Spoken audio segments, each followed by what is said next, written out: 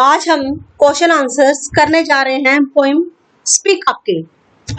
Speak up poem में poet अपने देशवासियों से कहता है कि अभी भी टाइम है, तुम उठो और जो फ्रीडम स्ट्रगल हो रही है उसमें भी तुम पार्टिसिपेट करो। चलिए क्वेश्चन आंसर्स शुरू करते हैं। क्वेश्चन नंबर 1 है, the poet provoke the reader to speak up, why does he do so. जो पोइट है वो अपने रीडर्स से, जो पोइम पढ़ रहे हैं, जो उसके कंट्रीमैन है, उनसे वो कह रहा है स्पीक अप, बोलो, कुछ तो बोलो। वो ऐसा व्हाई डज ही डू सो, वो ऐसा क्यों बोल रहा है अपनी कंट्रीमैन से, अपने देशवासियों से, पोइट ऐसा क्यों बोल रहा है। आंसर है, the poet wants his countryman to speak up the things which are suppressed in their hertz.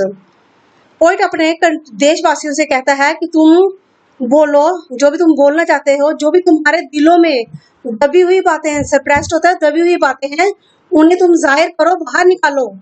He wants them to be bold and express their anguish against the canon English rule. वो कहता है कि तुम bold बनो और जो भी तुम्हारे अंदर गुस्सा है इंग्लिश रूल के, जो अंग्रेजों के खिलाफ तुम्हारे अंदर गुस्सा है, तुम उसको बाहर निकालो। He wants them to join the freedom struggle and free themselves from the chains of slavery and oppression. वो अपने देशवासियों से बोलता है, ये जो फ्रीडम स्ट्रगल चल रही है, आजादी की लड़ाई चल रही है, तुम उसमें पार्टिसिपेट करो और अपने आप को free themselves from the chain of slavery, जो गुलामी की जंजीरें तुमने डाल रखी है, उनसे अपने आप को मुक्त करो। क्वेश्चन नंबर 2 है, the poet addresses the reader to come up with the truth. How does he do so? Poet address कर रहा है अपने जो पोइम उसके जो पढ़ने वाले लोग हैं, अपने रीडर्स हैं, to come up with the truth, सच्चाई को जानो। वो ऐसा अपने देशवासियों से, जो अपने रीडर से ऐसा क्यों बोल रहा है। आंसर है, the poet says that the truth is not yet dead. Poet कहता है कि जो सच्चाई है वो अभी भी मरी नहीं है। It is known to everyone what is just and what is unjust, what is right and what is wrong. वो कहता है हर एक आदमी जो जानता है, it is known to everyone, कि हर एक इंसान जानता है कि क्या गलत है और क्या ठीक है। Therefore, it is not be difficult for a reader to recognize this truth and speak for it. इसलिए जो पोइट है उसके लिए ये मुश्किल नहीं था कि उसके रीडर ये जान पाए कि सच्चाई क्या चीज है और उनको उसके खिलाफ बोलना है। क्वेश्चन नंबर 3 है, how will the chains break. ये जो गुलामी की जंजीरें उनके पाँव में पड़ चुकी थी, वो जो उसके देशवासी थे उसको कैसे तोड़ सकते थे। आंसर है, the chains will break if we have the courage and just to break up. Chains तभी टूट सकती थी, गुलामी से हम तभी निजात पा सकते थे जब हमारे अंदर करेज होता, जस्ट होता, हमारे अंदर उत्साह होता, कुछ कर गुजरने की शक्ति होती, तभी हमारे जो पैरों में बेड़ियां पड़ी हैं वो टूट सकती थी।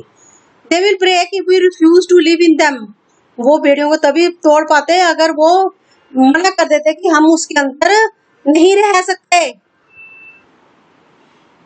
And they will break if we have a sense of patriotism and if we cooperate with others who have been kept chained.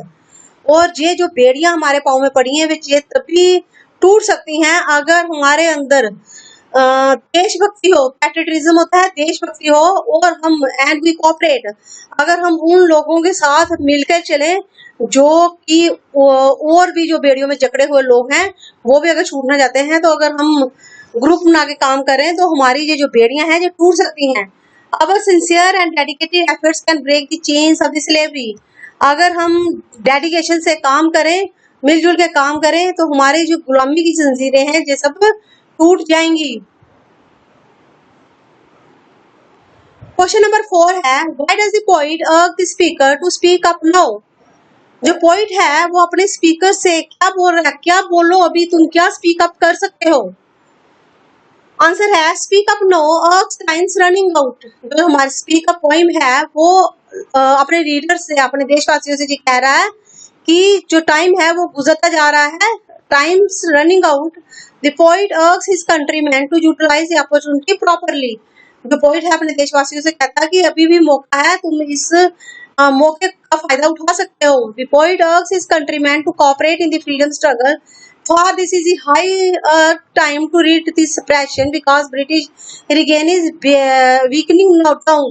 Poet अपने देशवासियों से कहता है कि तुम जो फ्रीडम स्ट्रगल कर रहे हैं, आजादी की लड़ाई लड़ रहे हैं, उनके साथ तुम कोऑपरेट करो, उनकी मदद करो, क्योंकि यही एक टाइम है, क्योंकि अब ब्रिटिश रूल जो है वीकन होता जा रहा है, उसमें दरारें पड़ती जा रही हैं, और अगर आप सब मिलके काम करोगे तो आपको आजादी मिल जाएगी। Wind of change has already begin to blow, ये जो हवा है चेंज की वो चल पड़ी है। The struggle for freedom is at its peak, ये जो स्ट्रगल है, जो आजादी की लड़ाई है, वो इस वक्त जोरों शोरों पे है। So he calls upon his natives to land their voice for freedom, इसलिए वो अपने नेटिव्स होते हैं देशवासी, इसलिए वो अपने देशवासियों से कहता है कि तुम भी ये जो लड़ाई चल रही है उसमें तुम भी कुछ बोलो, तुम भी कुछ करो, कि कि आप लोग जब रल मिल के कुछ काम करोगे तो आपको आजादी मिल जाएगी। क्वेश्चन नंबर 5 है, do you think speak up is an effort of the poet to give voice to the voiceless? How? Poet कहता है कि आप समझते हैं कि जो स्पीक अप पोइम है, जब पोएट का एक एफर्ट है उन लोगों के लिए जो बोलना तो चाहते हैं मगर उनके मुंह में जुबान नहीं है, वो बोलना नहीं चाहते। हाउ? ऐसा क्यों है? क्या है कि वो सच्ची से उसने एक एफर्ट किया है और वो एफर्ट पूरा हुआ है? आंसर है, जैसी poem speak up is an invigorating poem. हाँ, उसने कहा कि स्पीक अप एक ऐसी ही पोइम है। It speaks against this oppression. If the poet finds that the common man is to be oppressed, to speak up, वो जो आम आदमी है उसके देश का, उसको वो उठाना चाहता है कि तुम भी उठो, तुम भी जागो और इस आजादी की लड़ाई में तुम भी कुछ बोलो। He she is dumb with fear, अभी वो कहता है कि अभी तो तुम्हारे अंदर एक डर है। The poet wants these people to hear the voice of their soul and speak up.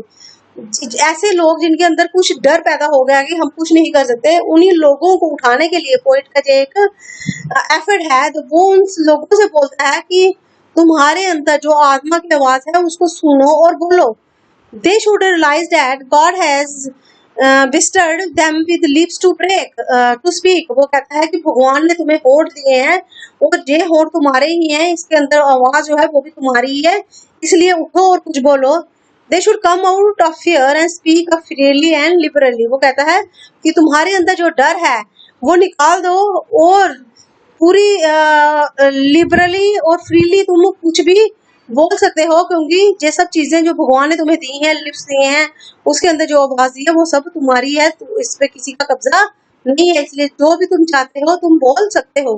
Question number 6 है, what are the metaphors used in the poem? Poet ने किस तरह के मेटाफर्स यूज किए हैं? Various metaphors used in this poem are the oven, the flames, the padlock and the fetter. ये जो उसने ऐसे वर्ड्स यूज किए हैं अपनी पोएम के बीच में। This metaphors has been used to describe the struggle for India's freedom in a symbolic manner. Symbol के तौर पे उसने ये वर्ड्स यूज करके हमें समझाने की कोशिश की है। The oven and the first flames are the metaphors that stand for the courage against the harsh oppression.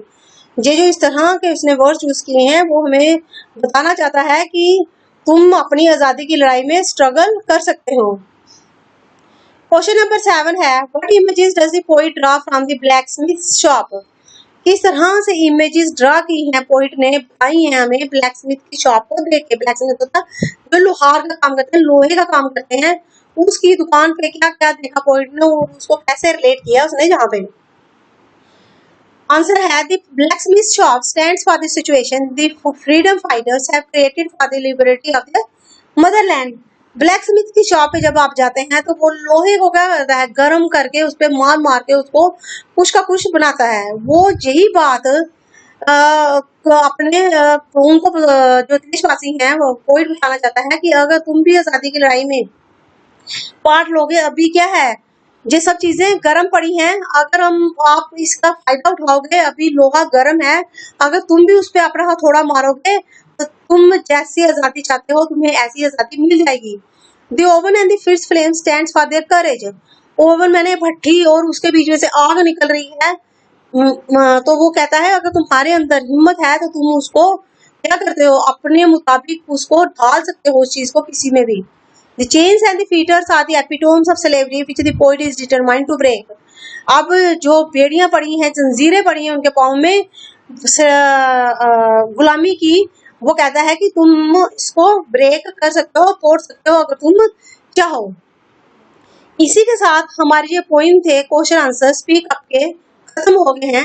अगर आपको कोई प्रॉब्लम आ रही है प्लीज कमेंट कीजिए, मैं जल्दी से जल्दी रिप्लाई करने की कोशिश करूंगी।